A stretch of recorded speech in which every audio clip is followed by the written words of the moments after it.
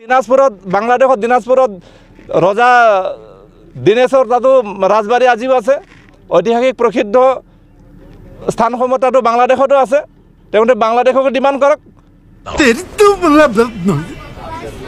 কেএলঅ chairman জীৱন সিংহ ম্যানমাৰৰ পৰা ওলাই আহিছে ভাৰত চৰকাৰৰ লগত আলোচনাৰ জৰিয়তে তেওঁলোকৰ সমস্যা সমাধান কৰিবলৈ কাৰণে। তাৰ কাৰণে তেখেতক মানে আমি স্বাগতম জনাইছোঁ, আমি ৱেলকাম কৰিছোঁ তেখেতে অহাৰ কাৰণে। আৰু আহক আলোচনাৰ জৰিয়তে সমস্যা সমাধান কৰক। কোচবিহাৰ ৰাজ্য 1949 চনত ভাৰতৰ লগত মাৰ্চ আপ কৰিছিলে আৰু ভাৰতৰ সংবিধান ভাৰতৰ যি সাৰ্বভৌমত্ব সকলো মানি লৈয়ে তেওঁলোকে ভাৰতৰ লগত চামিল হৈছিলে। গতিকে ভাৰতৰ সংবিধানৰ গণ্ডিৰ ভিতৰতে থাকি যি কোচ ৰাজবংশীসকলৰ যি সমস্যা আছে তেওঁলোকে এইটো সমাধান কৰিবলৈ কাৰণে তেওঁলোকে আগ্ৰহ প্ৰকাশ কৰিছে। তাৰ কাৰণে তেখেতক আমি ধন্যবাদ জনাইছোঁ। ইউনাইটেড ফৰাম অফ XNDB ফালৰ পৰা তেখেতক আমি সুস্বাগতম জনাইছোঁ। আৰু তেখেতলোকে কৈ আছে যে মানে কমতাপুৰৰ যি অঞ্চল মানে আমাৰ BTR অঞ্চল সামৰি লোৱাৰ কথা বহুতে মানে নিউজ পৰ্টেলৰ যোগেদি আমি দেখিবলৈ পাইছোঁ। এইটো কিন্তু অবাস্তৱ, অবান্তৰ কথা বতৰাবিলাক নোকোৱাই ভাল। কাৰণ BTR এটা সাংবিধানিক এটা গণ্ডিৰ ভিতৰত আছে।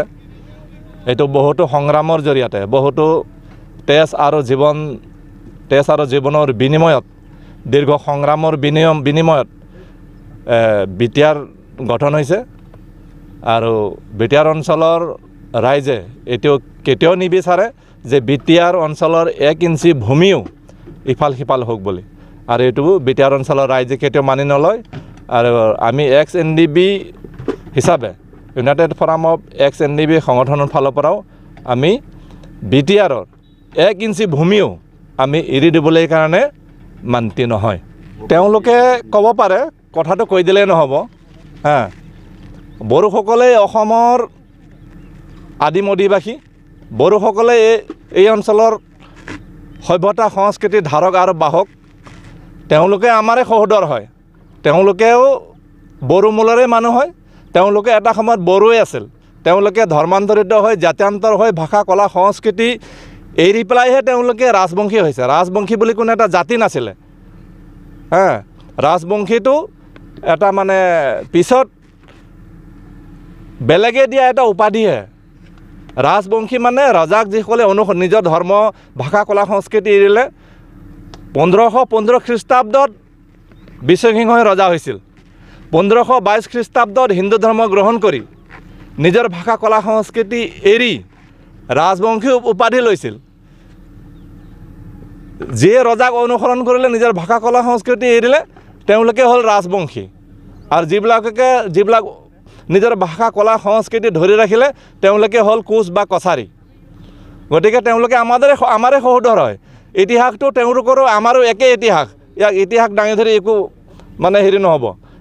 ঐতিহাসিক যদি অধিকাৰ বিচাৰিবলৈ যায় তেতিয়াহ'লে ঐতিহাসিক স্থানসমূহ যিবিলাক এটা সময়ত কোচ ৰজাৰ ৰাজত্ব আছিলে সেই হিচাপেতো বাংলাদেশো সিহঁতে দাবী কৰিব পাৰে। বাংলাদেশৰ কুৰিগ্ৰাম, নীলফামাৰী, ৰংপুৰ, দিনাজপুৰ, ঠাকুৰগাঁও, পঞ্চগড়, বগুড়া, গাইবান্ধালৈকে কোচবিহাৰ আছিলে, কোচ ৰাজ্য আছিলে। তো সেইবিলাকো তেওঁলোকে ডিমাণ্ড কৰক। আজিও ৰংপুৰত কোচ ৰজা ৰাজবাৰী তাতো জিলিকি আছে। আজি বাংলাদেশত দিনাজপুৰত ৰজা দিনেশৰ তাতো ৰাজবাৰী আজিও আছে। ঐতিহাসিক প্ৰসিদ্ধ স্থানসমূহ তাতো বাংলাদেশতো আছে। তেওঁলোকে বাংলাদেশকে ডিমাণ্ড কৰক। এইটো কিয় বিচাৰি আছে? এইটোতো আমি ভাৰতৰ ভিতৰতে আছোঁ। আৰু সিহঁতৰ আমাৰ যিমান অধিকাৰ আছে সিহঁতৰ সিমানেই অধিকাৰ আছে। সিহঁতেও নিজৰ ভাষা কলা সংস্কৃতি লৈ সিহঁতে ইয়াত সগৌৰৱেৰে জীয়াই থাকিব পাৰিব। ইয়াত কোনো সিহঁতক হেৰি কৰা নাই। কোকৰাঝাৰ লোকসভা সমষ্টি যিটো নেকি ST ৰিজাৰ্ভ আছিলে এইটো আমি ৰিজাৰ্ভ থকাটো বিচাৰোঁ। আৰু লগতে ওদালগুৰি লোকসভা সমষ্টিটো আমি ST ৰিজাৰ্ভ হোৱাটো আমি বিচাৰোঁ। কাৰণ এইটো ST সকলৰ এইটো প্ৰাপ্য অধিকাৰ, এইটো আমাক লাগিব। আৰু এইটো কোকৰাঝাৰ লোকসভা সমষ্টিটোক ৰিজাৰ্ভেশ্যনটো উঠাই দি পেলাই জেনেৰেট কৰিব বিচাৰেতো আমি কেতিয়াও মানি ল'ব নোৱাৰোঁ, আমি নামানো।